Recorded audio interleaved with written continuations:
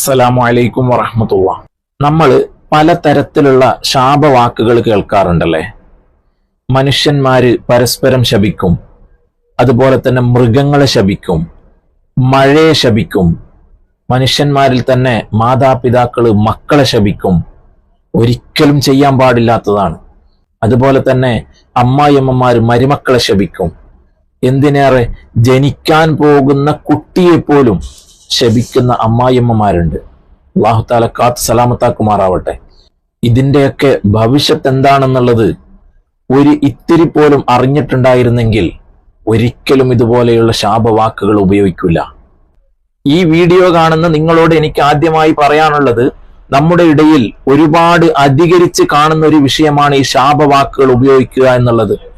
അതുകൊണ്ട് ഈ വീഡിയോ നിങ്ങൾ മാക്സിമം ഷെയർ ചെയ്യുക, എല്ലാവർക്കും അറിയട്ടെ ഈ ശാപവാക്കുകൾ ഉപയോഗിക്കുന്നതിന്റെ ഗൗരവം എന്താണ് എന്ന്.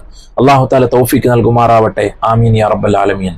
ഈ ശാപവാക്കുകൾ ഉപയോഗിക്കുന്ന ആളുകളുടെ അവസാനം എന്തായിരിക്കുമെന്ന് റസൂലുള്ളാഹി സ്വല്ലല്ലാഹു അലൈഹി വസല്ലം തങ്ങൾ വളരെ വ്യക്തമായി പല ഹദീസുകളിൽ വ്യക്തമാക്കുന്നുണ്ട്. ബഹുമാനപ്പെട്ട സാബിത്ത് ബിൻ ലഹാഖ് റളിയല്ലാഹു അൻഹുവിനെ തൊട്ട് വരുന്ന ഒരു ഹദീസ് ഉണ്ട്. അനിൻ നബി സ്വല്ലല്ലാഹു അലൈഹി വസല്ലം ഖാല, റസൂലുള്ളാഹി സ്വല്ലല്ലാഹു അലൈഹി വസല്ലം തങ്ങൾ പറഞ്ഞു, ലാനുൽ മുഅ്മിനി ഖഖത്ലിഹി. ഒരു മുഅ്മിനിനെ ഒരാൾ ശപിക്കുകയാണെങ്കിൽ അത് അദ്ദേഹത്തിനെ കൊല്ലുന്നത് പോലെയാണ്. റസൂലുള്ളാഹി സ്വല്ലല്ലാഹു അലൈഹി വസല്ലം തങ്ങൾ പറഞ്ഞതാണ്. അപ്പൊ ഒരാളെ കൊല്ലുന്നത് പോലെയാണ് ഒരാളെ ശപിക്കല്. അപ്പൊ കൊല്ലുന്നതിന്റെ വിധി എന്താണ്?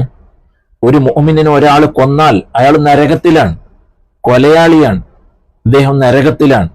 അപ്പോ ഒരു മുഅ്മിനിനെ കുറിച്ച് ലാനത്ത് ചെയ്താൽ ആ മനുഷ്യന് നരകത്തിലാണ് എന്നാണ് ഈ ഹദീസിന്റെ അർത്ഥം വരുന്നത്. അതുപോലെ തന്നെ റസൂലുള്ളാഹി സ്വല്ലല്ലാഹു അലൈഹി വസല്ലമ തങ്ങളുടെ വേറൊരു ഹദീസ് കൊണ്ടുവരുന്നുണ്ട് ബഹുമാനപ്പെട്ട അബൂദർദാ റളിയല്ലാഹു അൻഹു. എന്താ ഹദീസ്?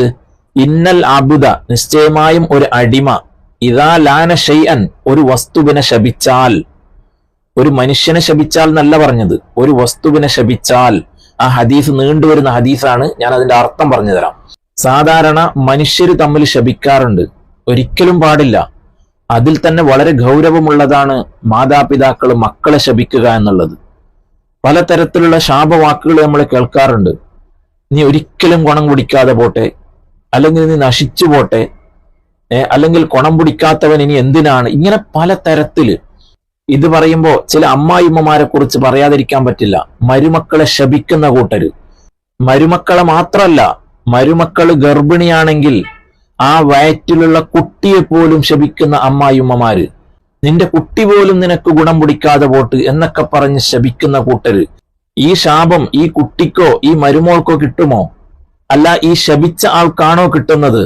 നമുക്ക് നോക്കാം. അള്ളാന്റെ റസൂൽ സ്വല്ലല്ലാഹു അലൈഹി വസല്ലമ തങ്ങള് വളരെ വിശദീകരിച്ചുകൊണ്ട് പറയുന്നുണ്ട്, ആരെങ്കിലും ഇങ്ങനെ ഒരു വസ്തുവിനെ അല്ലെങ്കിൽ ഒരാളെ എന്തിനെയാവട്ടെ ഒരു ശാപവാക്ക് പറഞ്ഞാൽ ആ ശാപവാക്ക് ആകാശത്തിലേക്ക് ഉയർത്തപ്പെടും. ആകാശത്തിലേക്ക് ഉയർത്തപ്പെടുന്ന സമയത്ത് ആകാശത്തിൽ അതിന് സ്ഥാനമില്ല, ആകാശത്തിന്റെ വാതിലുകൾ കൊട്ടിയടക്കപ്പെടും. അപ്പൊ ആ ശാപവാക്ക് നേരെ ഭൂമിയിലേക്ക് ഇറങ്ങി വരും. ഭൂമിയിലേക്ക് താഴ്ന്നു പോകാൻ നോക്കിയാൽ ഭൂമിയുടെ വാതിലുകളും കൊട്ടിയടക്കപ്പെടും. അങ്ങനെ ഭൂമിയിലേക്കും പോകാൻ പറ്റാത്ത ആ ശാപവാക്ക് വലത്തോട്ട് പോകാൻ നോക്കും, പറ്റൂല. അതുപോലെ തന്നെ ഇടത്തോട്ട് പോകാൻ നോക്കും, പറ്റൂല. അങ്ങനെ ആ ശപിക്കപ്പെട്ട ആളിലേക്ക് പോകാൻ നോക്കും. ഉദാഹരണം പറയുകയാണെങ്കിൽ, ഒരമ്മായിയുമ്മ മരുമകളെയാണ് ശപിച്ചത് എങ്കിൽ ഈ ശാപവാക്ക് നേരെ മരുമകളിലേക്ക് പോകും. അവിടെ റസൂലുള്ളാഹി സ്വല്ലല്ലാഹു അലൈഹി വസല്ലം തങ്ങൾ വളരെ വ്യക്തമായി പറയുന്നു, വ ഇൻ കാന ലിദാലിക അഹ്ലൻ, ആ മരുമകള് ശാപത്തിന് അർഹയാണെങ്കിൽ ആ ശാപവാക്ക് അവൾക്ക് ഫലിക്കും. എങ്ങനെ? വളരെ വ്യക്തമായി പറയുന്നു, വ ഇൻ കാന ലിദാലിക അഹ്ലൻ, അവര് ആ ശാപവാക്കിന് അർഹയാണെങ്കിൽ മാത്രം അവരിലേക്ക് പോകും. ഇവിടെ ഞാൻ മരുമകൾ എന്നുള്ള ഒരു ഉദാഹരണം പറഞ്ഞതാണ്. നമ്മൾ ആരെ ശപിക്കുകയാണെങ്കിലും റസൂലുള്ളാഹി സ്വല്ലല്ലാഹു അലൈഹി വസല്ലം തങ്ങൾ ആ ഹദീസിന്റെ തുടക്കത്തിൽ പറഞ്ഞത്, ഇന്നൽ അബ്ദ ഇദാ ലാന ഷൈഅൻ, ഒരു വസ്തുവിനെ ശപിക്കുകയാണെങ്കിൽ എന്ന് പറഞ്ഞു. അത് മനുഷ്യരെ ആവട്ടെ, മൃഗത്തിനെ ആവട്ടെ, അല്ലെങ്കിൽ ഏതെങ്കിലും ഒരു വസ്തുവിനെ ആവട്ടെ, മഴയാവട്ടെ, ഏതിനെ ആവട്ടെ, അങ്ങനെ നമ്മൾ ശപിക്കുകയാണെങ്കിൽ ആ ശപിക്കപ്പെടുന്ന ആളുകൾ ആ ശാപത്തിന് അർഹനാണെങ്കിൽ അതവർക്ക് ഫലിക്കും. ഇല്ല, ഇനി അങ്ങനെയല്ലെങ്കിൽ, അതായത് ആ ആള് ശാപത്തിന് അർഹനല്ല എങ്കിൽ റജഅത് ഇലാ ഖായിലിഹാ, അത് പറഞ്ഞ ആളിലേക്ക് തന്നെ വരും. എങ്ങനെ? റസൂലുള്ളാഹി സ്വല്ലല്ലാഹു അലൈഹി വസല്ലമ തങ്ങൾ പറഞ്ഞത് ഇല്ല, ഇനി ആ ശപിക്കപ്പെട്ട ആള് ആ ശാപത്തിന് അർഹനല്ല എങ്കിൽ റജഅത് ഇലാ ഖായിലിഹാ, ആ പറഞ്ഞ ആളിലേക്ക് തന്നെ ആ ശാപം തിരിച്ചു ഫലിക്കും. അള്ളാന്റെ റസൂല് പറഞ്ഞതാ, ഞാൻ പറഞ്ഞതല്ല. ശാപത്തിന് ഗൗരവമുണ്ട്. എടുത്തേനും തൊട്ടേനും നീ മുടിഞ്ഞു പോട്ട്, നീ ഹലാക്കായി പോട്ട്, എന്തൊക്കെ വാക്കുകളാണ് ഓരോ ആളെ വായിന്ന് വരുന്നത്. നമ്മൾ ഇവിടെ ഒന്ന് മനസ്സിലാക്കേണ്ടത്, റസൂലുള്ളാഹി സ്വല്ലല്ലാഹു അലൈഹി വസല്ലമ തങ്ങൾ പറഞ്ഞു ഇൻകാന ലിദാലിക അഹ്ലൻ, ആ വ്യക്തി ശാപത്തിന് അർഹനാണെങ്കിൽ അയാൾക്ക് ആ ശാപം കിട്ടും എന്ന് പറഞ്ഞല്ലോ. ആ ശാപത്തിന് അർഹനാണോ അല്ലയോ എന്ന് നമ്മളല്ല തീരുമാനിക്കേണ്ടത്. നമ്മളാണെങ്കിൽ പറയും, അവൻ അങ്ങനെ പറഞ്ഞില്ലേ, അല്ലെങ്കിൽ അവൻ ഇങ്ങനെ ചെയ്തില്ലേ, അത് അങ്ങനെ പറയാൻ പാടില്ലാത്തതല്ലേ, അതുകൊണ്ട് അവൻ നശിച്ചു പോട്ടെ, അവൻ ഒരിക്കലും ഗുണം മുടിക്കാതെ പോട്ടെ എന്നൊക്കെ പറഞ്ഞിട്ട് നമ്മൾ ശപിക്കും. പക്ഷെ നമ്മുടെ തീരുമാനം അല്ല അവിടെ.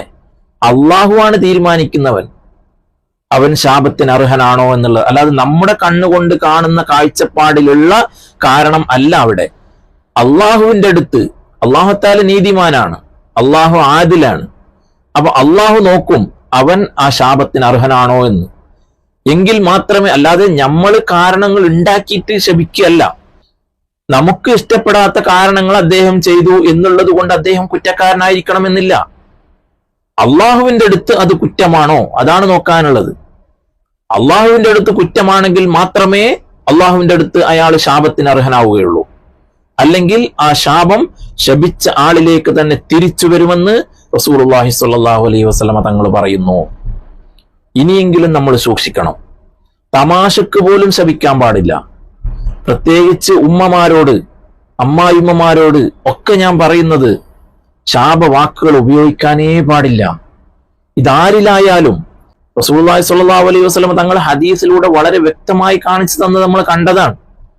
അതുകൊണ്ട് ഒരിക്കലും നമ്മൾ അതുപോലെയുള്ള വാക്കുകൾ ഉപയോഗിക്കാൻ പാടില്ല, ശപിക്കാൻ പാടില്ല.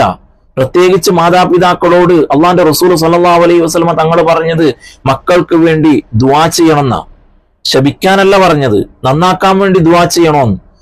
അപ്പൊ ചോദിച്ചു, എത്ര ദുആയിരുന്നിട്ടും നന്നായില്ലെങ്കിലോ? പിന്നെയും ദുആർക്കണം എന്നാ പറഞ്ഞത്, അല്ലാതെ ശാപത്തിന്റെ വാക്കുകൾ ഉപയോഗിക്കാൻ പാടില്ല. ചില മാതാപിതാക്കൾ പറയല്, നിനക്കും കിട്ടും ഇതുപോലെ, നീ കാത്തിരുന്നോ? ഒരിക്കലും പറയാൻ പാടില്ല. ശാപത്തിന് പ്രത്യേകിച്ചൊരു വാക്കുകളില്ല. ഇന്ന വാക്കുകളാണ് ശാപത്തിന് ഉപയോഗിക്കുക എന്നുള്ള വാക്കുകളൊന്നുമില്ല. പല തരത്തിലുള്ള വാക്കുകളാണ് ഉപയോഗിക്കുന്നുള്ളത്. അല്ലാഹു തആല കാത്ത് സലാമത്താക്കുമാറാവട്ടെ. ആമീൻ യാ റബ്ബൽ ആലമീൻ.